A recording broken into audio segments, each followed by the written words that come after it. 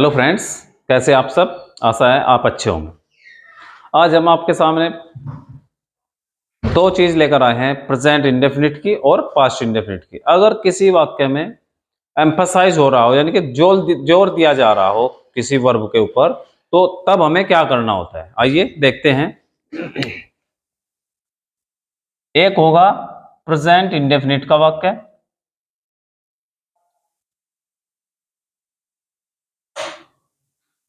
और दूसरा होगा हमारा पास्ट इंडेफिनिट का वाक्य।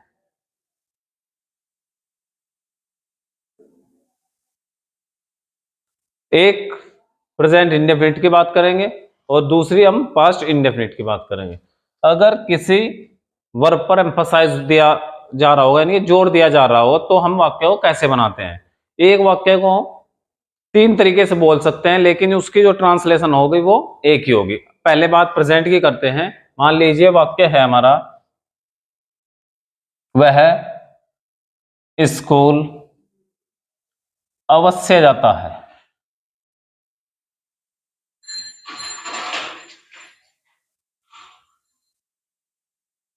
दूसरा वाक्य हम लिखते हैं और करके, वह स्कूल जाता ही है।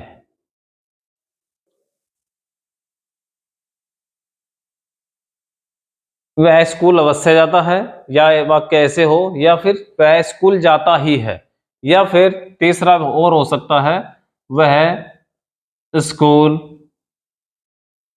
जाता तो है। अब ये देखने में साफ दिखाई दे रहा है कि प्रेजेंट इंडेफिनिट के वाक्य हैं। अब ऐसे ही हम पास्ट इंडेफिनिट के वाक्य की बात करते हैं।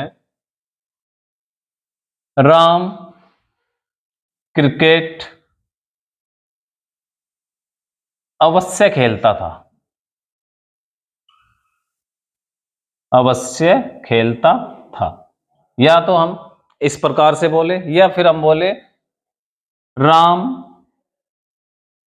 सॉरी राम क्रिकेट खेलता तो था। या फिर हम तीसरे तरीके से बोले, राम क्रिकेट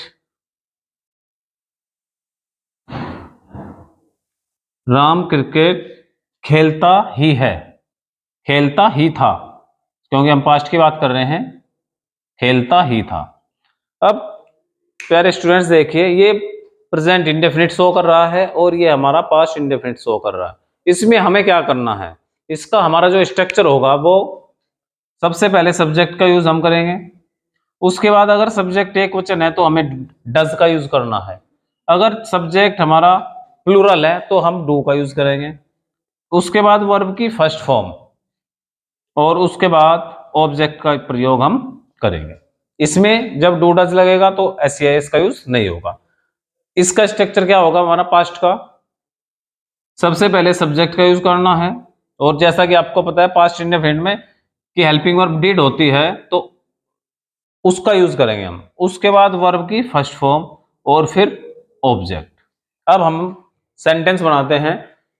हम कहें वह स्कूल अवश्य जाता है, या कहें वह स्कूल जाता ही है, या कहें वह स्कूल जाता तो है। इसकी अंग्रेजी इस स्ट्रक्चर से हम बनाते हैं। वह एक वचन है हमारा, तो ही,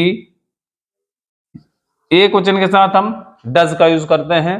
ही डज, जाने की वर्ब, जाने की form first form go, he does go. अब कहां पर जाता था, टू स्कूल। इस तरीके से हमारा ये सेंटेंस कंप्लीट हो जाएगा। अगर यहां पर हम बहुवचन वाक्य लिखते हैं, कोई सब्जेक्ट हमारा बहुवचन होता, तो हम वहां पर डू लगाते। एक एग्जांपल लेते हैं, मैं फूल तोड़ता ही हूं, या अवश्य तोड़ता हूं।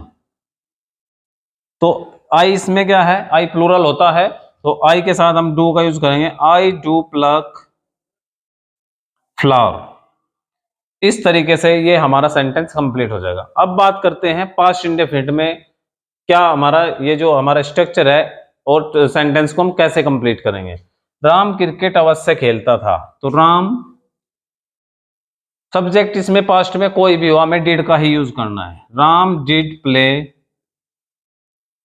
क्रिकेट। इस तरीके से हम जो एम्फसाइज वाले सेंटेंस होते हैं प्रेजेंट या पास्ट में, उनको इस तरीके से हम कंप्लीट करते हैं। आज की क्लास हमारी छोटी थी लेकिन वैल्यूएबल थी, तो ऐसी वैल्यूएबल क्लास देखने के लिए नित्यम क्लासेस से जुड़े रहिए। Thank you so much.